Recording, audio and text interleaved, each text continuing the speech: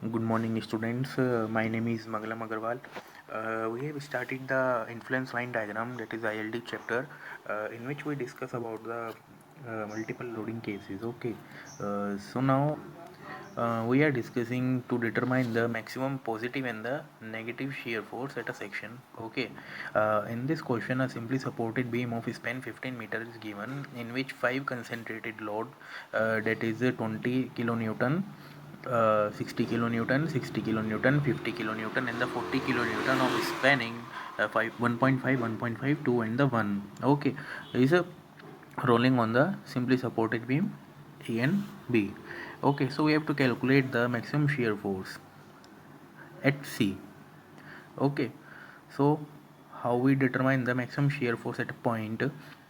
We know this formula, that is load rolled off upon succeeding span is greater than remaining load upon span. Okay, summation of remaining span.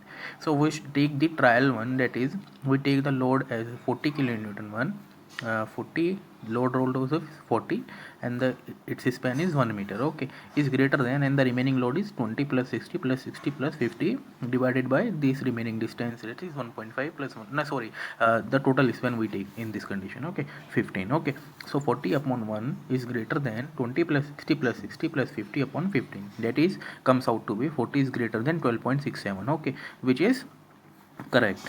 So we put the 40 kilonewton load at the point C in this, and just like this, when this uh, we put the 40 kilonewton in this condition, then remaining load is shifted in this direction because the load is in this direction, that is 50 kilonewton, 60, 60, 20, and remaining distance is to 1.5, 1.5. Okay, just like this, 40 kilonewton, this point is C, then 1, then 50, then 2 distance, then 60, the remaining distance is 1 because total is 4. So we clearly see that the two load, that is 20 kilonewton and the 60 kilonewton, these two loads are comes out from the beam support. Okay, so we neglect these two loads and consider these two only, 50, 60, 50, and the 40. So we calculate this vertical direction.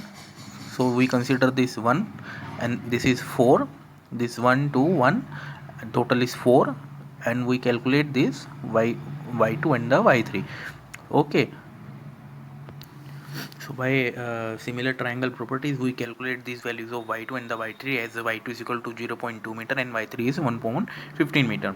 Okay, so shear force at the section C is equal to 60 multiplied by minus y3 because it is in the downward direction, plus 50 multiplied by minus y2 plus 40 multiplied by, this is upward, so this distance, that is 4 upon 15, this comes out to be negative. Okay, so we calculate the shear force at the section is minus 24.667 kilonewton, which is the maximum negative shear force. So now we take the trial one, so now we're taking the trial number 2 for calculation of the maximum positive shear force. So in this condition we take the 20 kilonewton load as the leading load, so 20 upon 1.5, that is the distance, is greater than the remaining load 60 plus 60 plus 50 plus 40, and the whole span distance is 15 meter. So this comes out to be 13.33, which is not correct. Okay, so we take the trial number 2, that is taking this load of 60 kilonewton, and this distance is 1.5. Okay, and the remaining load is 60 plus 50 plus 40, and the remaining span is 15 meter, which is comes to out to be correct, that is 40 is greater than 10. Okay, so we put the this 60 kilonewton load on at point C.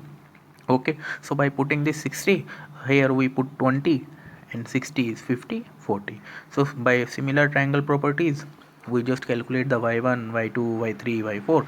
Okay, and by after calculation the all the values, we just multiply load into vertical distance, that is 20 multiplied by minus y1 plus 60 multiplied by this distance plus 60 multiplied by this distance plus 50 multiplied by this distance plus 40 multiplied by this distance. We calculate the value of the maximum bending moment at the point C. Sorry, not a bending moment, this is the maximum shear force, maximum positive shear force. Okay, so we just calculate both the values of maximum shear force and the minimum shear force. In this case, that is rolling load. Okay, so in the next class, guys, we will discuss about the how to calculate the maximum shear force in the girder and maximum bending moment under the load. How to calculate the absolute maximum bending moment in the girder. Okay, so this type of question is very most important for your semester examination point of view. Okay, so please understand this numerical. Okay, you can see this.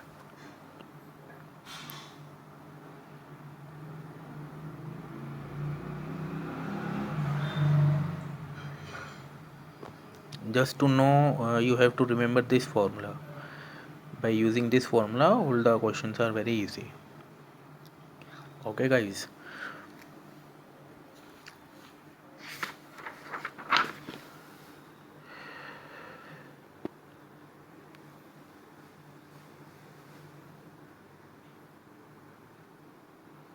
Okay, thank you, class.